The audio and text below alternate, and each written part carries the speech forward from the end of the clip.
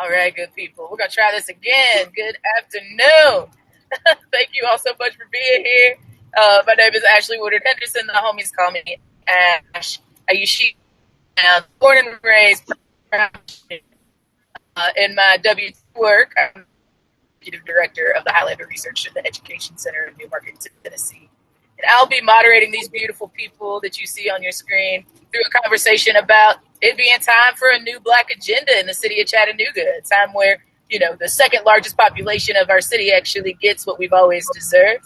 And we'll be talking a little bit about what will be required of us as folks of goodwill, as activists, as organizers, as artists, as, hopefully the future of our city council, as our elders and as comrades and colleagues in arms and sister cities, how to make that happen. What will be required of us to make that happen. So I've introduced myself. I want you to hear who these incredible folks on the panel are. So let's just do a go round. Marcus, you go first. Marie, you go on deck. Rukia, then you, and then we'll save it with the movement mom doing the work. All right. Well, I'm Marcus Patrick Ellsworth. I am a spoken word artist and artivist. I've been doing most of my work in Chattanooga since around 2002 in the LGBTQ community, but I also do some organizing with the Black community and other marginalized groups in the area. I've also written for MTV News as a politics writer, and I host a couple of podcasts where we look at organizing from different angles. Currently, I am the co-host of Ground Game Georgia, where we're looking at all of the organizations and folks that you may not have heard about in Georgia who have been doing the work for years to help push the state to a more progressive stance, like we've seen so many people celebrating around here. And that's pretty much me. Best decision MTV News had ever made was having you as a journalist, brother. Marie. Oh, thank you. Hello, everyone. My name is Marie Mott, Chattanooga native, activist, organizer, hellraiser, and I'm super excited to be on this panel with people much more experienced than I am, who I've learned from and gleaned from. I appreciate the ability to walk with such giants in the flesh. I am excited because I feel like Chattanooga is right at an opportunity where we can have change for those who have been so left out from this top-down good old boy system that we have right here in this city that we're famous for. And it's time for us to dismantle that until it's no more, and then build a new system, because we cannot fix a broken system. Build a new system in its place that starts with acknowledging the contributions consistently over history of Black Chattanoogans, and then making sure that we pass that liberation on to all other disenfranchised communities in the city of Chattanooga. And I've been a part of protests. I've worked with CCJ. I've worked with the Unity Group, other grassroots organizations in the city. And I'm super excited about what we are going to do to tear shit up for the future. Can I cuss? Oh my. I mean, we did. It's a new Black agenda, and we get to bring our full Black selves as we develop it. So, I'll probably let one fly here in a second. I'll join you in a minute, Marie. Rukia and then Tamara. All right, I think it's me. I'm Rukia Lumumba with the People's Advocacy Institute out here in Jackson, Mississippi, what we call in Jafrica, right? Like, we are building a people's movement. And I'm so happy to be on here with the crew. I mean, Chattanooga, like the people of Chattanooga, for real. Organizers, Ash, Allen, whole crew of Chattanooga literally helped us become the radical city that we are trying to be, right? We not quite there. People may call us that, but we ain't quite there yet. So we'll talk a little bit about why we're not there yet and what governance really has to be in terms of being people-led. But we're moving towards that direction. We're closer than we've ever been before. And super excited to be on here. You all, Chattanooga made Jackson have this opportunity and be where we are. And so I am so thankful to share this space with you all to talk about how Chattanooga is coming up. So thank y'all. And all the great work y'all doing. Man, one city, one aim, one destiny forever is what we trying to do. We trying to follow in y'all's brilliant footsteps. And we were proud to be there. And now I will toss it to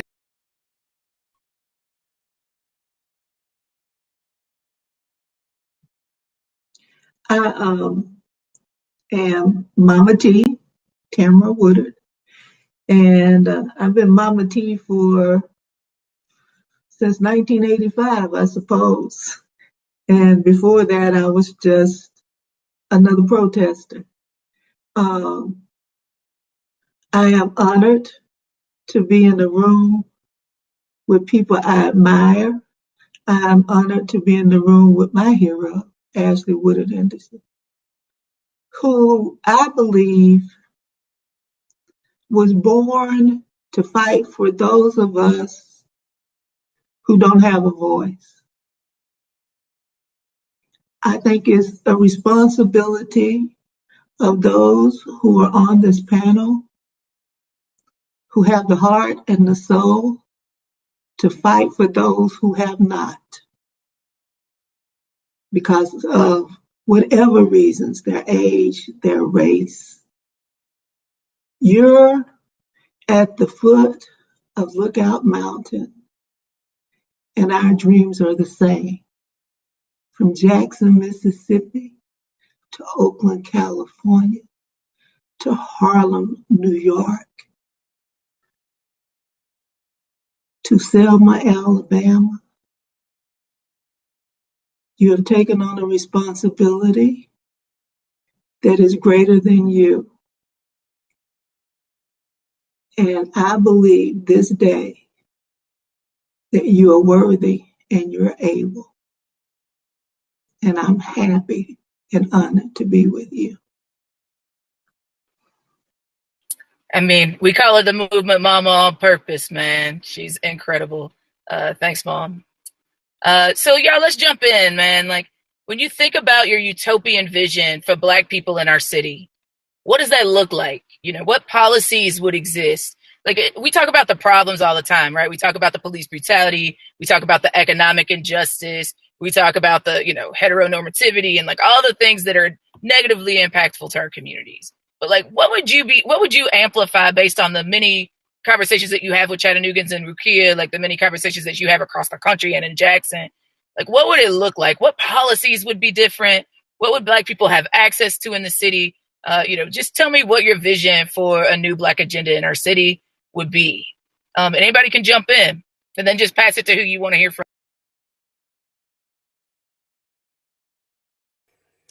Well, I would like to see, like in Chattanooga, we have a lot of Black talent. We have a lot of incredibly intelligent and insightful and creative people in our community who I don't think get a fair shake, and whose voices and whose visions aren't put on the forefront. Like there's an afterthought if they're ever brought to the table at all. So what part of my vision is seeing Black people front and center in the city, like showing that we can lead, not just when we're asked to, but because we are called to, because we have people who can build empires out of nothing, and who can change the world and have a vision for this city that isn't heard because I think, like you said, Ash, we focus too much on the problems, and we just talk about the problems like they're the end all beat all, like just solving this problem.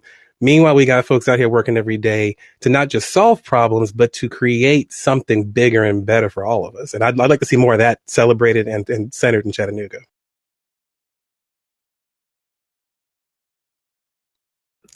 For me, I would like to see healing spaces in our community for our families, and specifically geared towards our children. I know so many young people, because of the social dynamics of what they're going through, they have so much embedded trauma, and they don't have any place to just let that out. They don't have a way of expressing that in a way that doesn't equal to violence or a choice of violence, because they don't have a healing space. I want to see, because we have Black people in the city that do yoga and do meditation, that do various different conversations around mental and behavioral health. I really want to see that amplified in our community, where we create safe spaces for children and for families here. Some years ago, I sat in a workshop where we were asked and Ashley might have did this workshop, I'm not sure, but we were asked, in 5 years, will the world be a better place? Will Chattanooga be a better place in 5 years? And I was the only person that said no. And it's been more than 5 years. And has it gotten better? It has not. So I envision, Ashley taught me this, you guys, check this out. See if you ever can create your vision without saying anything negative. If you can create a vision where you don't say it shouldn't be that or we should change this, you could just create, you could just talk about the flower bed and the smell of the flowers and the color of the flowers. Can you do that without saying tear up the concrete? Can you create that vision? You know, I have a vision that, what is it, 1600 East 3rd Street would be a place for children to go for rehab and for mental health and for social services. And that if there's a space and time where they don't have a place to live, there's a place that they can be that's there in that area for safekeeping. That's the vision. My vision, you guys, check this out. What if every child in Chattanooga could eat grapes when they wanted to? What would it be like if every child could pull a pear off of a tree or an apple and eat it? What would it be like if every child in the Chattanooga area has seen the Tennessee River? What would it be like to say that there is a green space for every child in Chattanooga? Hey, check this out, you guys, check this out. What would it be like if every child in Chattanooga had a Chromebook that you could, what you do with your fingers? You know, not mess with the mouse. I just now learned what there's a mouse that you can move that doesn't have a cord to it. But what if they could go on their screen and touch that screen and draw frogs and rabbits and stuff? Every child from K or pre-K to college age. What would it be like for old people like me to be able to sit on the corner and play dominoes or spades?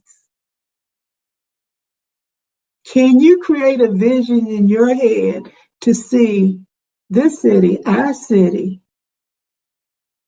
without ever thinking about what it is or what it was?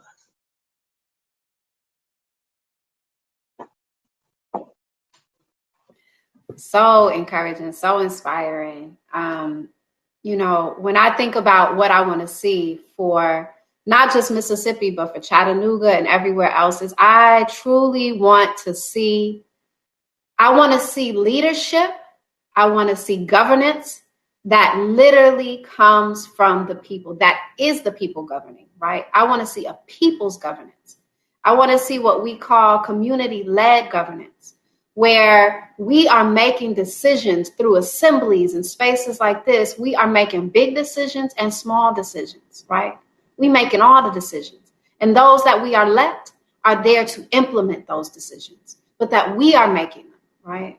And that it's so rich and beautiful, and that we have increased the quality of life because it is coming from the people who have most experienced what those hardships are, that we have now created this utopia where all of our children have exactly what Mama T talked about, where everybody, because they are human, for no other reason but because you are human, that everybody has a house to live in that they own, right? And land that we collectively own, right? You know, that everybody, you know, has, all those gardens and food, right? That everybody has a basic, you know, just you got money coming to you because you are, right? Because you exist. And that we are living in such a happy space that even our mental health needs are lighter, right? Even our wellness needs are lighter, right? And funner, right? And not something we use when we are struggling or suffering, but something we use every day, because we know it is about our ability to move forward. So I want to see that space, and I think that our people are so, like, we're so close to that now. Like, folks don't want to just have representative government anymore, right? People are taken to the streets because they want to be a part of policy decision-making processes. And so I think that we are at the right time to make that really happen, right? Absolutely. I mean, Rukia, you talked a little bit about assemblies and like governance for and by the people, not just representative government. Can you talk about what that's looked like in Jackson and how that's influenced, like, now what, 3 mayoral candidates? Like, tell us what it's meant to have the assemblies, how it works, and what. Yeah. So the assemblies is just as it sounds. It's the masses of people coming together, sometimes in a space, but also in a process, right? To actually make decisions about the priorities that they identify as community members who care about a place, who live in a place, who care about it, to make decisions about how does that place operate? What do we need to live good quality of lives, right? For all of us, not just some of us. Literally, it's about all of us. And so it's a process and an event where we come together and we make decisions based on our needs. In doing so, in Jackson, what we've done is that we've really made it also about what some people call municipalism, or what we're calling people's governance, right? Around co-governance, is that we've created a space through the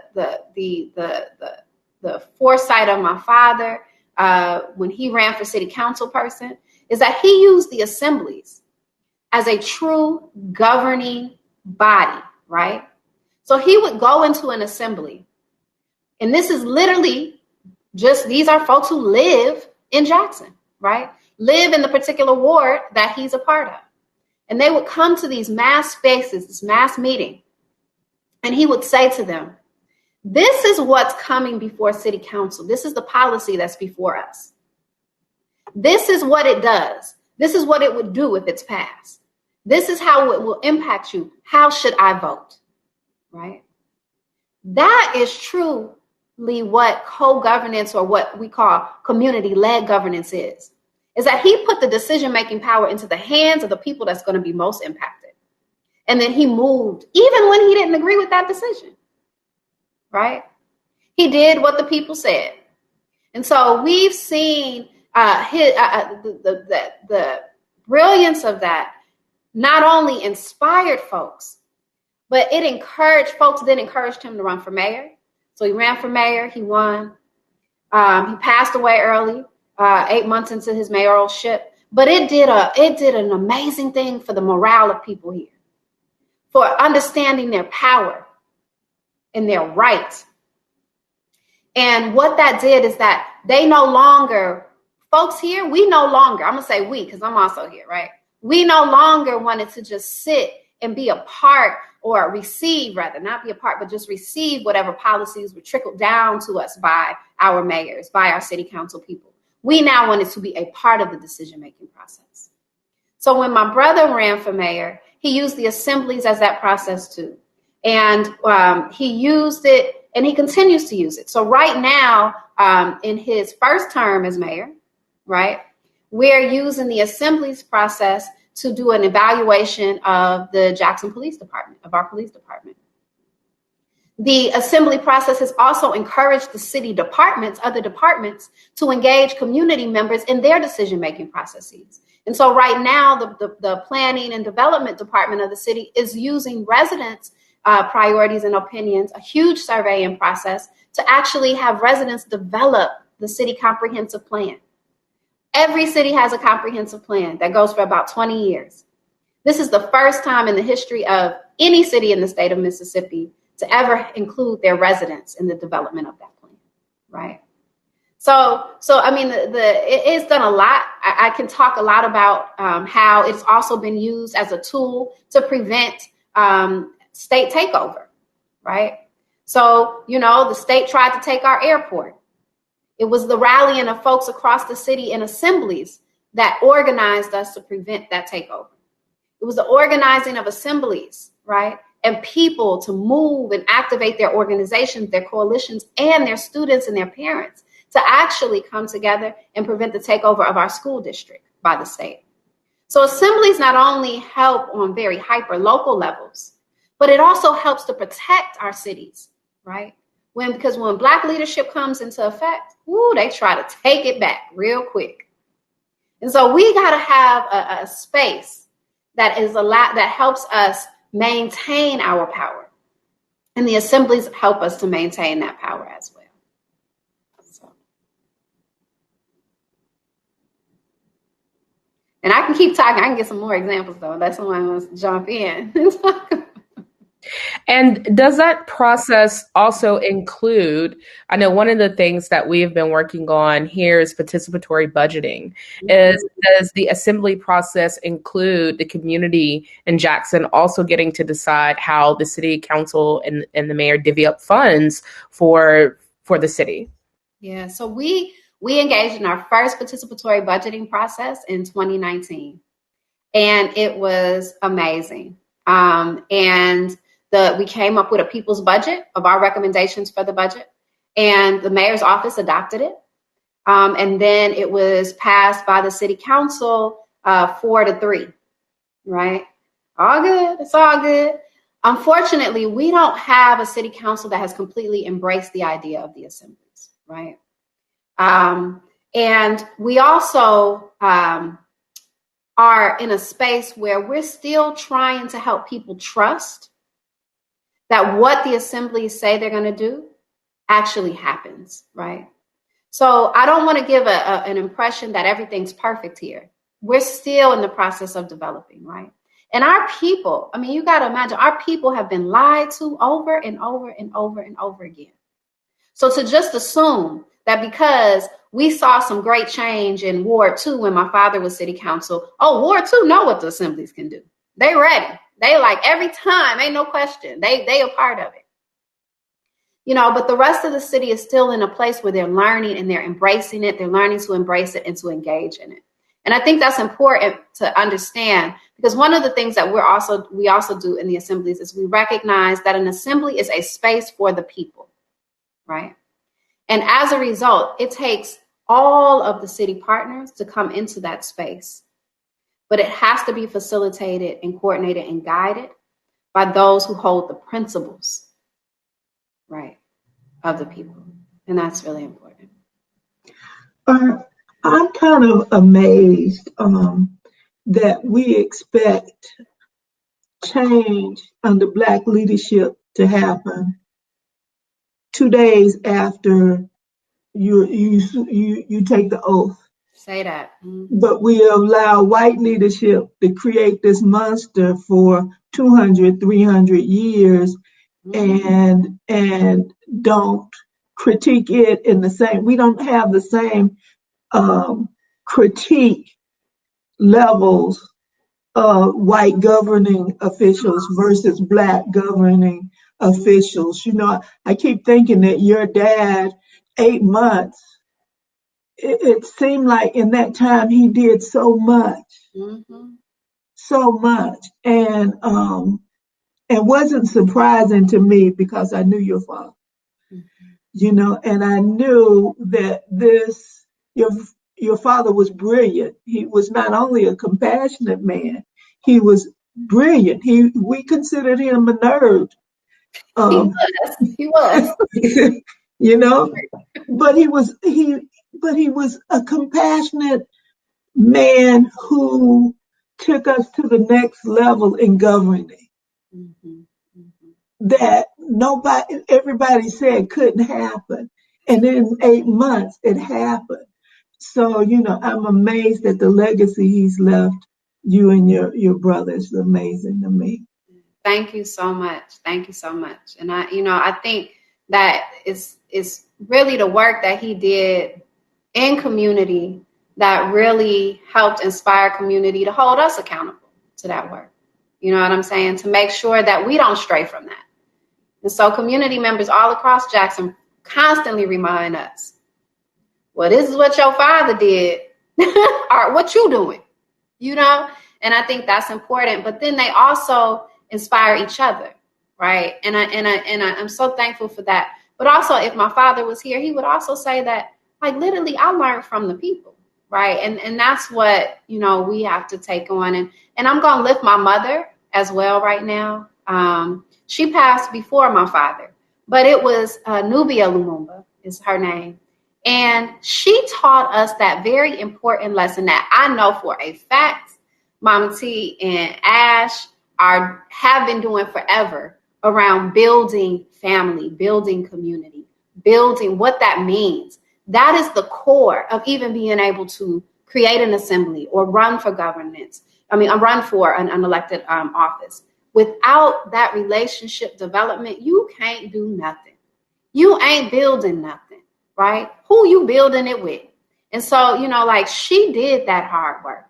She made our family human by going to church, you know, by going and singing in 4 choirs, by going to all of the art clubs and listening to the young folks do their poetry and all of that stuff. Like, she was that community person. And that made us human. That made the work, you know, real for folks and to touch it. And so I just wanted to lift that up because that's the work y'all are doing. Yeah, and it literally made Antar and Rukia, for which we, you know, are forever grateful. There's so much more to dig into about what's happening in Jackson, but let's zoom back into the hyper local. So, like, we're gonna keep doing that dance. And I want to bloom out a little bit more too, just to hear about, like, your dreams about electoral justice and what that is. Rukia is one of the founding 3 that pulled together the Movement for Black Lives Electoral Justice Project, and being so involved in the policy table, the Movement for Black Lives. Shout out to EJP. Yeah, you know me. Love y'all. For those that might see some of this in the recording. So let's go into hyperlocal. So, you know, Marie, you constantly are up and down my news feed on 3 different social medias talking about, like, what your dreams are. And so, you know, and you know, Monty, I think, is watching. So shout out to the people's candidate from there. You know, I just want to be clear. I know folks are probably like, what? Ashley's endorsing a candidate? And it's like, yeah, man, I want to choose the conditions in which I'm fighting. And I choose Monty to be my next target, right? Me and Rukia's homie, Kayla Reed, whose birthday is today, always says we're choosing candidates. We're choosing conditions through these candidates, right? And we're choosing a target, not a savior. So Monty and I know, like, we're not going to always line up on everything. I know Maria and Monty have had those conversations. We're not going to line up on everything. But you can best believe that we're going to get you elected and we're going to hold you accountable to this new vision that we're talking about. So as we're talking about that new vision, Marie, like, tell me concretely, like, in terms of policies, right? You talked about mental health services. You talked about youth and family development. Like, but in terms of, like, what the budget should look like, right? Monty and his administration will determine the budget. And you, hopefully, will be on the city council. And so for so long, we've seen people on the city council just rubber stamp the mayor's budget, and not, like, transparency around that budget process, not transparency around, like, who gets to determine what those budget priorities are, et cetera. And so as you're thinking about, like, your utopian vision for a new Black agenda, what would you say to Monty about what has to be, you know, thoughtful processes and inclusion around our budget process? What do you want to see in the budget? Well, number one, we've got to restructure the budgeting for outcomes process all the way from scratch. And we need to replace that with participatory budgeting, which Monty has agreed to. I would like to see from Jackson a collaboration of how do we create assemblies in our districts, especially in our African-American districts. The beauty of the district that I live in is that it's still majority right now African-American, but we have a growing Latinx population that everybody ignores. And so we have homeless in our community. We have returning citizens in our community. We have so many voices that get excluded from the voting process that have an opportunity through assembly and participatory budgeting to state their needs to be addressed. And I want to see that happen. But I want to see open line communication about what the mayor is thinking from day one. I'm not going to wait this last minute, you putting it on my desk, no ma'am, no sir, that is not going to work. From day one, I want even if it's just a framework of what it is you're thinking about, and we're going to have to start with divesting from the police. That's off the rip. We have invested $20 million. I've gone through the budgets, $20 million over a 4-year period, and it has not solved one problem. We cannot continue to have a top-heavy budget that is police-oriented. We have to divest and invest back into our people, starting with our children and then taking care of our senior citizens and those who are disenfranchised in our community. And so that's what I really want to see. It's the thing about Chattanooga, Ash, and you know this because you're part of CCJ. It's never been that we didn't have the ideas brought to the people in power. It's never been we didn't know the right thing to do. It's always that we have these suckers in positions of power who lack the political will to bend to the needs of the people. And that's all. Ashley, don't get me fired up. That's exactly what I want. Is you fired up? First of all, let's stop electing busters to political offices of power and people who are going to address the needs of the people, but people who are not going to just tangle with the mayor. Yes, I understand this is a strong mayor, allegedly strong mayor. I hear people say that, but the council has a lot of power too. And I got the power to say, hell no, I don't want that in my budget. And even if I'm the only one, I'll do that to set a precedence for whoever's coming after me, that even if I'm that one council person that says, I didn't advocate for that, my people didn't advocate for that, I don't support that, I'll put it on the record and let everybody know, if I'm the one standing by myself, that I stand with the people. Even if that means the mayor is probably going to tear me up in the back room after the meeting. Absolutely. I mean, that's the thing, right? Is we've had a lot of even Black people in high places make promises that they were going to stand up to a mayor-heavy government, and what's real, just like the 10-second soundbite around how we got to this kind of level of city government was that CCJ actually worked with folks like Tommy F. Brown, the great, right? One of the first Black women to hold down a Democratic seat in the state legislature. Was like real clear that what was happening in our at-large sort of governance process was that Black people were being disenfranchised. We sued under Brown versus City Commission and won, right? And what the judge said was that there had to be 3 majority minority districts out of the 9 districts in the city of Chattanooga, so that Black people actually had some political weight to throw in these electoral, municipal races, right? And what we saw after that was a strong city council, weak mayor governance process. The only reason we have a strong mayor, weak city council is because we have weak city council people. Let me just be clear. And that, I love them with the love of Jesus Christ, but I want to be clear. The only way the budget passes is if the city council rubber stamps it, right? And what happens in those backroom conversations with previous mayors is that people are like, I'll chill on the things that our community is demanding because I want this one budget thing. It's time out for that. Either a budget is a moral document. A budget is a moral document. You get what you invest in. And so to Marie's point, if what we get is a mayor that keeps investing millions of dollars into a policing system that is broken, not because something's wrong with it, because it was designed that way. Hello. It was designed that way. It is broken because it was designed that way. Can I say hello, Scotty? Listen, we gonna keep getting locked up people. But if we invested in the Family and Children Services Division, right? If we invested in the fire department, if we invested in all of the other incredible social justice, all of the stuff. There's so much other things that would prevent harm in the first place. We would have a city that Black people have always deserved. What's up, Monty? Hey, Ashley.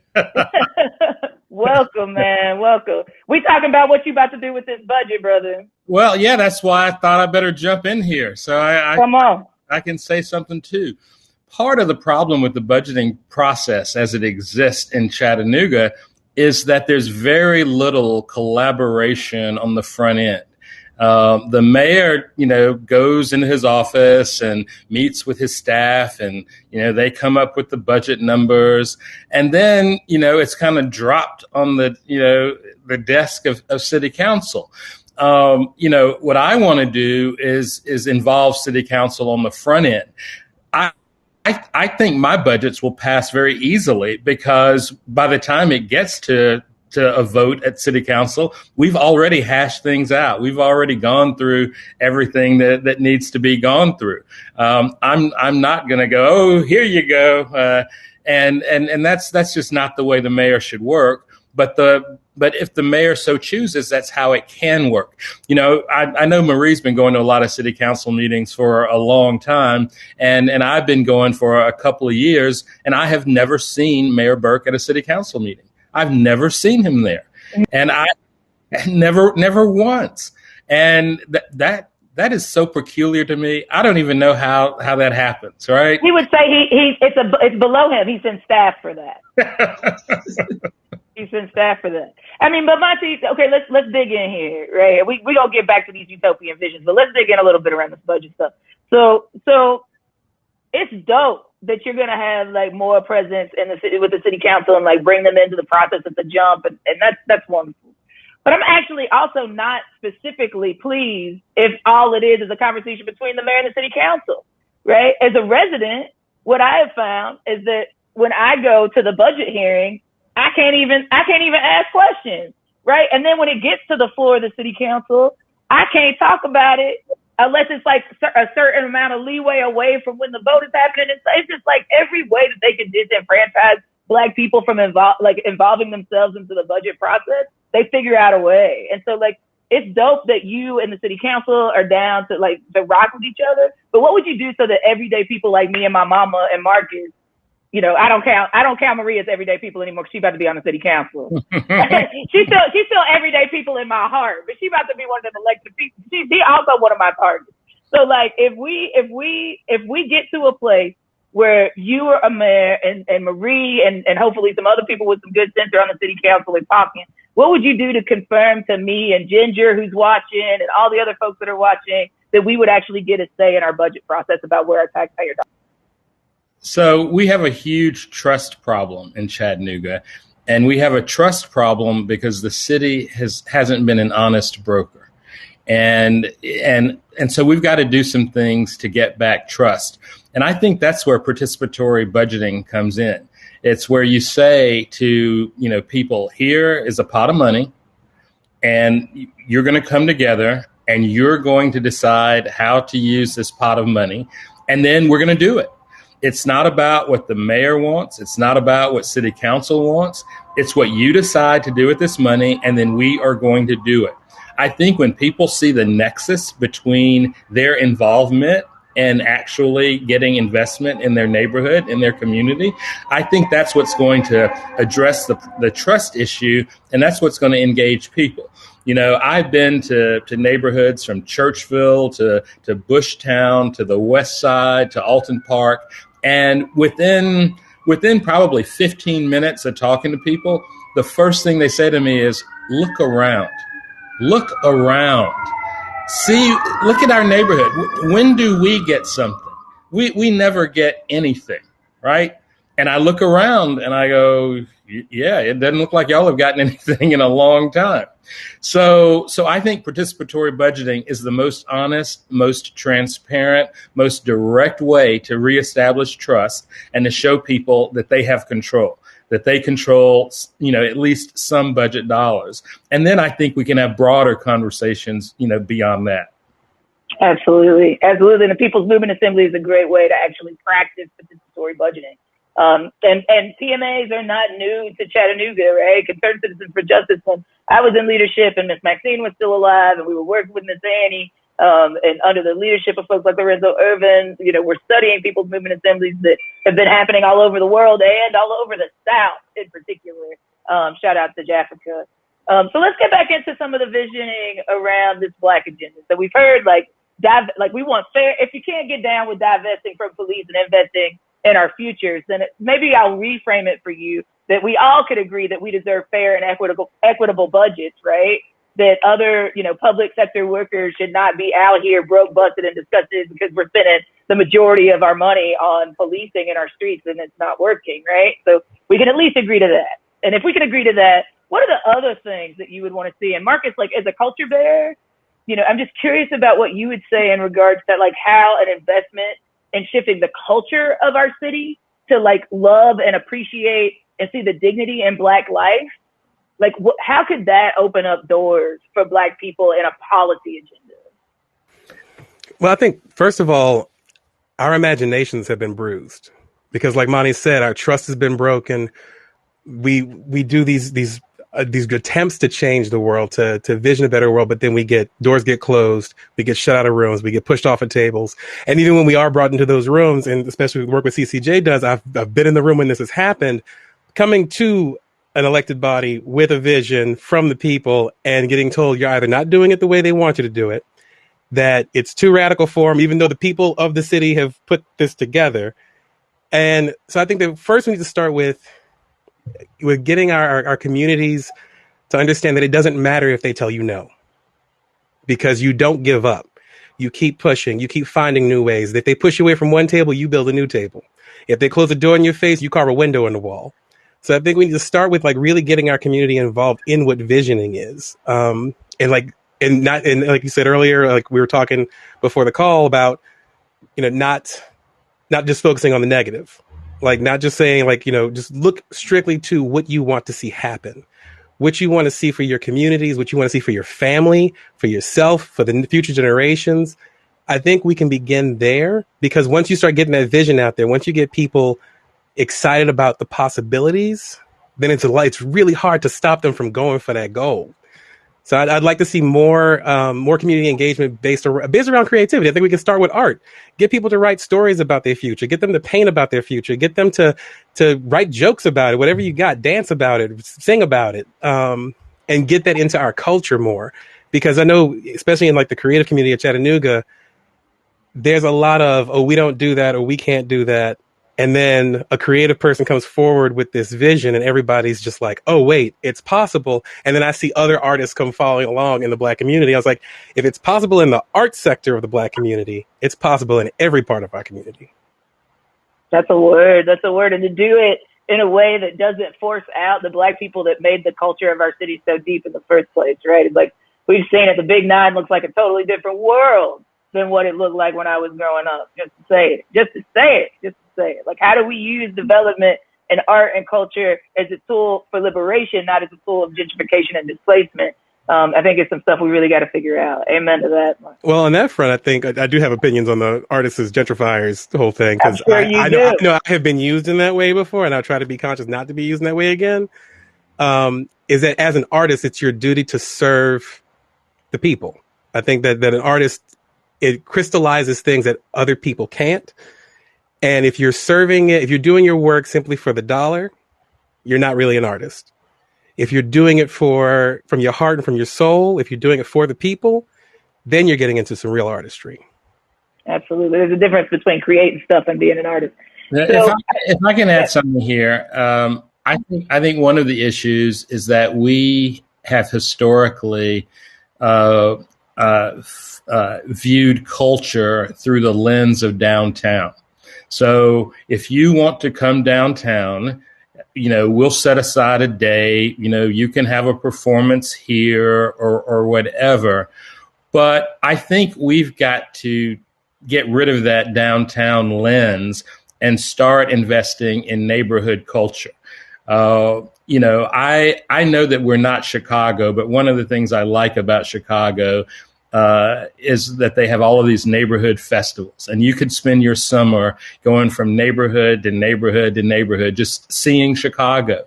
And we can't say that, okay, we'll only celebrate, this the Mexican culture if you will come downtown and do some kind of performance. If we want to celebrate the Cuban culture, well, you come downtown and then we'll do that.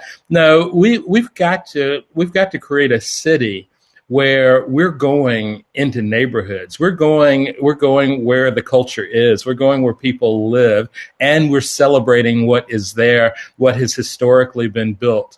And we've got to get away from this thing where if it's not happening, on the lawn of the Bessie Smith Hall, or if it's not happening at the riverfront, then it's not happening, right? No, we need to celebrate what's happening in Alton Park, what's happening in East Chattanooga, what's happening in all of these neighborhoods, and that's how we can make this cultural shift, I believe. Yeah, that's the thing, Monty. It's like I've been going to Lincoln Park reunions for a long time. I don't ever see the rest of Chattanooga there. I've been going partying on the west side, doing fish fries and back to school events over on the west side at College Hill Courts, up at the rec center. I've been in Hill City, because I still call it Hill City. Doing back to school stuff. I've been on the south side when Kevin Muhammad and them been telling people how to eat to live, right? Like I've seen it. I know Black people do it. The challenge is getting the rest of the city to recognize that Black Chattanooga is Chattanooga. It's just as Chattanooga as anything that the River City Development Company does. It's just as Chattanooga as anything that Riverbend and like the development companies are pushing. Like it was my city first. It was my city first.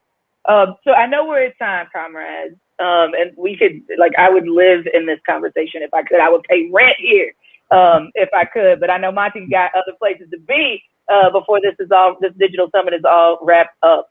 So as we close, I just want everybody to go around and just say, in as tight as you can do it, what would be required of us to see the kind of city that Black people deserve in Chattanooga? And, for Rukia, what's your wish for us? And then, just again, what you would want to tell Monty about what you want for Black people in our city. So what you want from Monty as a mayor for Black people in our city, and what would be required of us to see it come to fruition. Anybody can start, and then we'll What I want from Monty as mayor is for him to hold true to the commitments that he made to the people on the campaign, and to keep an open mind that people are going to come to him with more radical things as we make progress, and to be open to the radical nature of the people, because the people are radical. And I would say for myself and for the rest of us that we have an undying love for our people and an unwillingness to sell out. Preach. If I could just jump in. Oh, no, Monty.